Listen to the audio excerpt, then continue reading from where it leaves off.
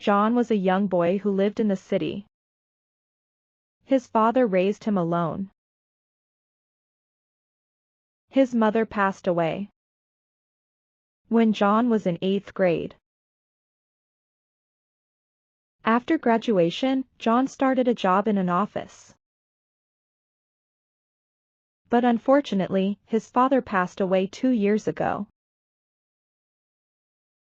When his father was alive, he did all the cooking himself.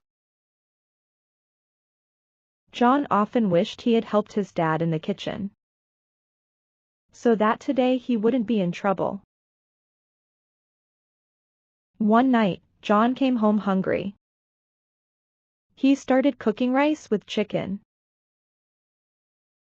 As he was finishing, the doorbell rang. He wiped his hands and opened the door.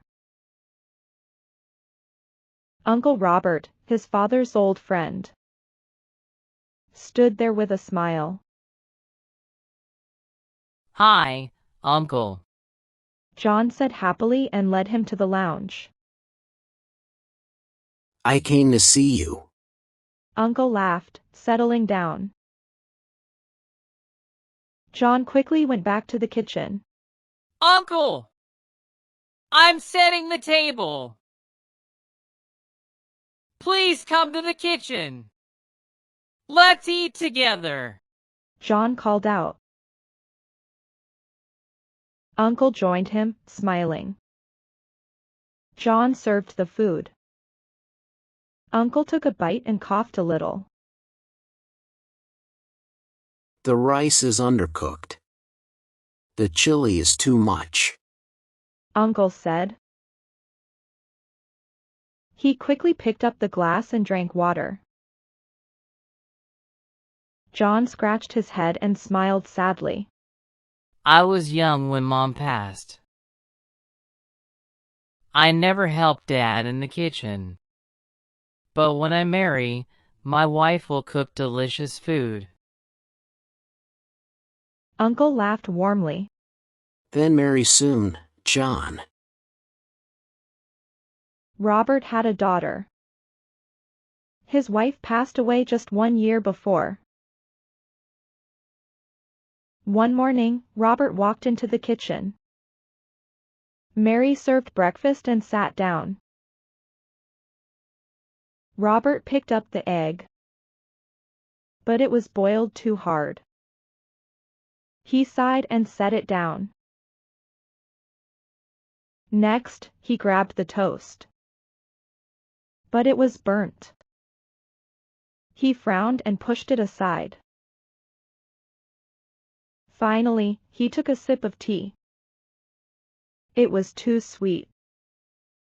He set the cup down with a sigh. "Mary, the breakfast." He said, choosing his words carefully. Mary looked down, her eyes shining with tears. "If Mom were alive, I could have learned," she said. Robert's heart sank. He reached over and gently took her hand. "It's okay, my dear," he said gently and left. One night, Robert sat alone, thinking about Mary's marriage. "If Elizabeth were here, I wouldn't worry. He sighed. She would have found the right boy." He rubbed his forehead. "Now it's all on me." He muttered. Suddenly, John's face flashed in his mind. "How about John? He smiled. He's a good boy. Sensible, good-looking. I've seen him since he was little."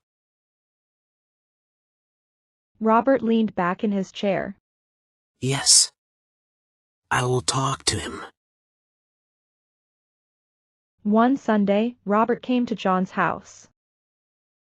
John served tea and cookies. Robert took a sip and looked down. John smiled. Uncle, you want to say something? Robert nodded slowly. Son, I was thinking, will you marry my daughter?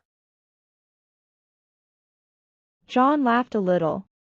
That's good, Uncle. But tell me, is Mary good at cooking? Robert panicked a bit. Yes, yes. She is trying hard. Getting better every day. John chuckled. Okay, Uncle. I agree. Robert's face lit up with a smile. Later, Mary said yes too. Soon, they married in a small, simple ceremony. Both were very happy. One night, John came home from work. Mary greeted him warmly. After a while, she served dinner. John picked a piece of chicken, but it was raw inside. He tried the rice, but it was too sticky. He smiled weakly and said, Mary, you don't know cooking yet. Mary's smile faded. I'm still learning, John. John barely ate and went quietly to the bedroom. A few weeks passed, and John's disappointment grew. One morning, at breakfast, he slammed his hand on the table. You don't know how to cook! He shouted. Mary froze. Uncle said you are good at cooking. But he lied. John continued. I want good food. Not this. Mary's eyes filled with tears. So, you just want a cook? A maid? Not me, not my love. She said, her voice trembling. She stood up. I'm leaving. She rushed out of the house. John stood silent. At home, Mary walked in, her eyes filled with tears. Where is John? Robert asked. Tears streamed down Mary's face. He doesn't love me, Dad. He only wants a cook, not me. I can't stay with him. She ran to her room. Robert sat on the couch, silent. 1 week passed. Mary lay on her bed, a tear slipping down her cheek. He forgot me. One evening, John arrived. I'm sorry, Uncle. I came to take Mary. John said. Robert called Mary. John spoke. We'll learn cooking together. I promise.